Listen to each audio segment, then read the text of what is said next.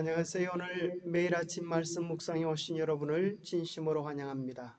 8월 15일 일요일 치유가 되는 쉼 제8과 자유롭게 누리는 쉼에 대하여 함께 생각해 보겠습니다. 기억절입니다. 여호와는 나의 빛이요 나의 구원이시니 내가 누구를 두려워하리요. 여호와는 내 생명의 능력이시니 내가 누구를 무서워하리요. 시편 27편 1절입니다. 생각할 문제, 우리에게 왜 쉼이 필요할까요? 중풍병자에게 도대체 무슨 일이 벌어지고 있었나요? 오늘 우리에게 주는 교훈은 무엇입니까? 왜 우리 모두에게 쉼이 필요할까요? 우리 모두에게 쉼이 필요합니다. 특히 몸이 아플 때는 더욱 쉬어야 할 때입니다. 몸이 면역 체계를 회복시킬 수 있도록 우리에게는 육체적 쉼이 필요합니다. 우리에게는 정신적인 쉼도 역시 필요합니다. 생명을 위협할 수 있는 질병을 앓게 되었을 때 우리는 잠들지 못한 채 누워서 쉼을 얻지 못합니다. 병원 검사 결과는 어떻게 나올까? 왜 이런 일이 내게 일어났을까? 하는 생각들이 꼬리에 꼬리를 물고 일어납니다. 그동안 가지고 있었던 잘못된 건강 습관 때문일까? 20년 전에 복용했던 그 약 때문일까? 지난 몇 년간 살이 좀 쪘기 때문일까? 그동안 아무도 모르게 감추어둔 죄에 대하여 하나님이 벌 주시는 것일까? 다양한 생각들로 우리의 마음은 쉼을 얻지 못합니다. 우리 모두에게는 쉼이 필요합니다. 우리가 살기 위하여 열심히 일하는 것이 필요한 것처럼 우리의 행복을 위하여, 기쁨을 위하여, 활력을 위하여 쉼이 필요합니다. 그래서 우리에게는 일과 쉼의 균형, 다른 말로 하면 일과 삶의 균형이 필요하다고, 그것을 워라벨이라고 이야기합니다. 워크와 라이프, 일을 하는 것과 삶의 균형이 필요합니다. 그래서 오늘날 많은 사람들은 봉급이 더 좋은 것보다 오히려 워라벨이 좋은 직장을 선택하고 싶어 합니다.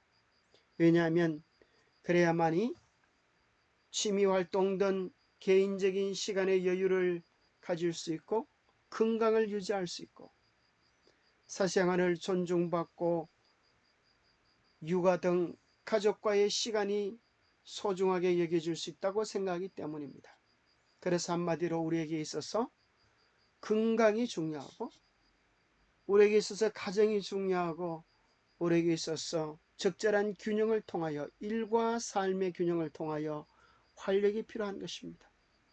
우리가 지나친 일 중독이 되면 건강 대신에 질병을 얻고 비록 돈은 많이 벌었다 할지라도 가정 행복이 깨어질 수 있고 일의 피곤함에 지쳐서 활력을 잃어버리며 살 수도 있기 때문입니다. 그래서 우리에게 더 효과적인 일을 위하여 워라벨, 일과 삶의 균형, 일과 쉼의 균형이 끊임없이 요구되는 것입니다. 중풍병자에게 무슨 일이 벌어지고 있었을까요? 마가복음 2장에 보면 수일 후에 예수께서 다시 가버나움에 들어가시니 집에 계시다는 소문이 들린지라 많은 사람이 모여서 문 앞까지도 들어설 자리가 없게 되었는데 예수께서 그들에게 도를 말씀하시더니 사람들이 한 중풍병자를 네 사람에게 메워 가지고 예수께로 올세 무리들 때문에 예수께 내려갈 수 없으므로 그 계신 곳에 지붕을 뜯어 구멍을 내고 중풍병자가 누운 상을 달아내리니 여러분 한번 생각해 보십시오. 예수님께서 말씀을 하실 때에 갑자기 지붕이 뚫리더니만 그곳에서 한 병자가 내려오는 모습을 볼 때 얼마나 많은 사람들이 놀랐겠습니까? 이 이야기에 등장하는 중풍병자에 대해서 많은 사람들이 알고 있습니다. 우리는 이 시대의 소망에 기록된 내용들을 통해서 그 배경에 대해 알게 됩니다. 그 중풍병자는 모두에게 감추고 싶은 일을 저질렀습니다. 그의 죄된 삶이 이러한 질병을 초래했습니다. 영적 지도자들은 그가 병들게 된 원인과 결과에 대하여 분명하게 이야기했습니다. 그가 병들게 된 것은 그가 지은 죄 때문이며 치료할 방법이 없다는 것이었습니다. 시대소망은 이렇게 이야기합니다. 중풍병자도 회복의 모든 소망을 상실했었다. 그의 질병은 죄악된 생활의 결과였으며 그 고통은 후회에 의해 더욱 심해졌다. 그는 정신적인 고민과 육체적 고통을 덜기를 바라면서 이미 오래전에 바리새인들과 의원들에게 애원하였었다. 그러나 그들은 냉정하게 그의 병은 불치라고 선언하고 하나님의 진노에 맡겨버렸다. 바리새인들은 고통을 하나님께서 불쾌하게 여기신 정죄로 여기고 병자와 가련한 자들을 멀리했다. 병이 들어서 참으로 괴롭고 힘들고 쉼이 없는데 오히려 종교 지도자들은 이야기하기를 당신이 하나님의 진노를 받아서 그렇게 되었으니 더 이상 희망이 없다고, 하나님께서 너를 버리셨다고 그들의 한 가닥 소망의 줄마저 잘라버린 것입니다. 중풍병에 걸린 사람은 속수무책이었다. 그는 어떤 곳으로부터도 도움의 가망이 없음을 알고 절망에 빠져버렸다. 그가 바란 것은 육체적 회복이라기보다는 죄의 짐에서 해방되는 것이었다. 그가 만일 예수를 보고 용서와 하늘의 평강의 보증을 받을 수 있다면 그는 하나님의 뜻을 따라 살든지 죽든지 만족할 수 있었다. 이 죽어가는 사람은 내가 예수께서 계신 곳에 나갈 수만 있다면 얼마나 조리하고 부르짖었다. 이 환자의 마음속에서 간절히 소망했던 것은 중풍병이 나는 것보다도 자기를 병들게 했던 이 죄에서 용서받고 사먹고 하나님의 온전한 자녀가 되는 사실이 더 중요했습니다. 그래서 그는 살든지 죽든지 이 죄가 용서받기를 간절히 소원했습니다. 생각해보면 그 중풍병자뿐 아니라 우리 모두가 다 죽음의 병에 걸려 시한부 삶을 살고 있는 것입니다. 여러분, 이 아이들의 참으로 모습을 보십시오. 평균 15세까지밖에 살 수 없는 조로증 아이들의 모습입니다. 13살 된 아이들의 모습입니다. 이제 얼마 남지 않은 이 아이들의 여생을 보고 그들의 부모들의 심정이 얼마나 안타깝고 참으로 가련하게 여겨질 것입니까? 우리 인생도 마찬가지입니다. 하나님은 우리를 원래 영원히 살도록 창조하셨지만 죄로 말미암아 우리 모두는 시한부 인생을 살고 있는 것입니다. 우리 모두에게 주어진 유일한 한 가지 소망은 이 죽음의 질병으로부터 치유함을 얻고 온전한 자유와 구원의 소망을 누리는 것입니다. 아무 소망이 없는 이 환자에게 한 가지 복된 소식이 들렸습니다.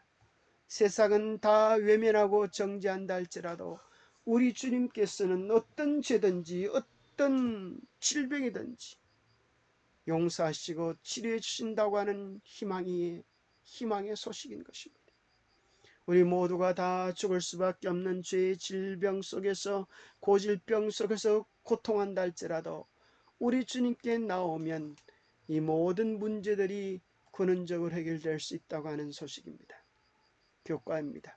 하나님께서 태초에 가지고 계셨던 계획 속에는 아픔과 질병과 고통이 포함되어 있지 않았다. 질병은 죄가 지구에 들어온 이후에 생겨났다. 그렇기 때문에 하나님께서는 우리에게 건강법칙을 주셔서 우리가 지금 이 순간 더 나은 삶을 살 수 있도록 하시는 것이다. 그러나 우리가 죄로 가득 찬 이 세상에 사는 동안에는 건강법칙을 아무리 잘 지킨다 하더라도 우리의 건강이 온전히 보장되어지는 것은 아닌 것입니다. 오늘 우리에게 주는 교훈입니다. 그리스도의 종들의 사명, 세상은 슬픔과 고통과 죄의 무거운 짐을 지고 가는 사람들로 가득 차 있다. 하나님께서는 그분의 자녀들을 보내시어 그들의 짐을 대신 지고 쉼을 주실 그분을 그들에게 나타내도록 하셨다. 도우며 축복하며 치료하는 것이 그리스도의 종들의 사명이다. 이것이 오늘 우리가 이 아프고 고통하는 세상을 향하여 우리가 해야 할 일입니다. 건강은 질병이 없거나 허약하지 않은 상태만을 이야기하는 것만이 아니라 신체적, 정신적, 사회적, 영적 안녕의 상태라고 세계보건기구에서는 정의를 하고 있습니다. 하나님께서 우리에게 뉴스타트의 8가지 원리를 통하여 우리가 어떻게 건강을 잘 관리해야 할지를 말씀해 주고 계십니다. 그것을 3가지로 요약한다면 이렇게 정의할 수 있겠습니다.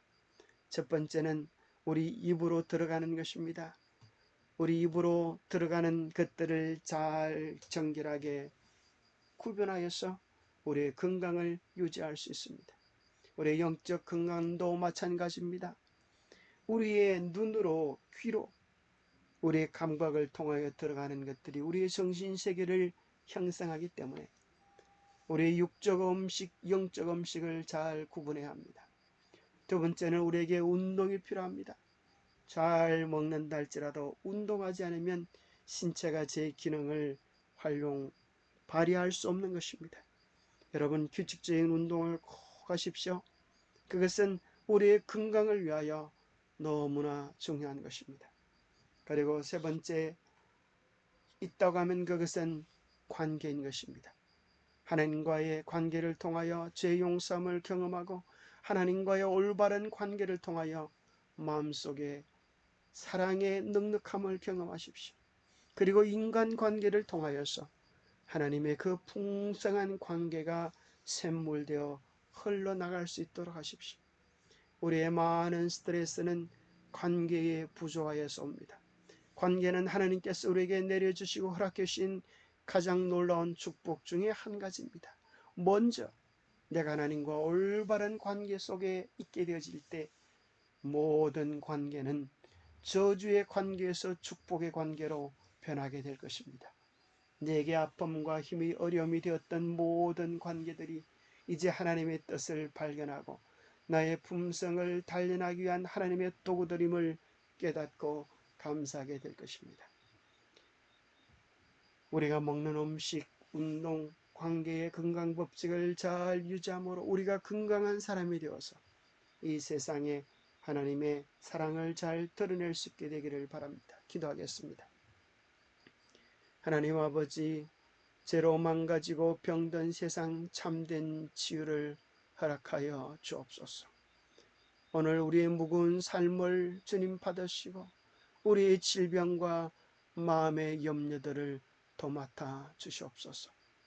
죄가 가져온 여러 질병들로 인해 신음하고 있는 수많은 영혼들이 우리 주변에 많이 있습니다. 최고의 의술마저도 온전히 해결할 수 없는 문제들 앞에서 우리의 마음에 치유와 참된 힘을 주실 수 있는 하나님이 계시니 얼마나 감사한지 모르겠습니다. 그 하나님을 만나게 도와주시옵소서. 그 하나님을 만나 참된 기쁨과 힘과 치유를 경험할 수 있도록 우리를 축복해 주시고 우리 주위 아픈 이들에게 함께하여 주시옵소서. 하나님의 도우심과 인도하심이 우리 모두와 함께하여 주셨기를 우리 주 예수님 이름으로 자하여 간절히 간구하옵나이다. 오늘은 8월 15일 광복절입니다.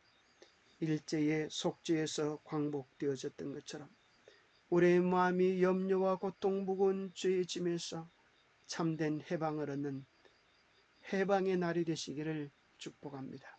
주님과 동행하는 귀한 날 되십시오. 감사합니다.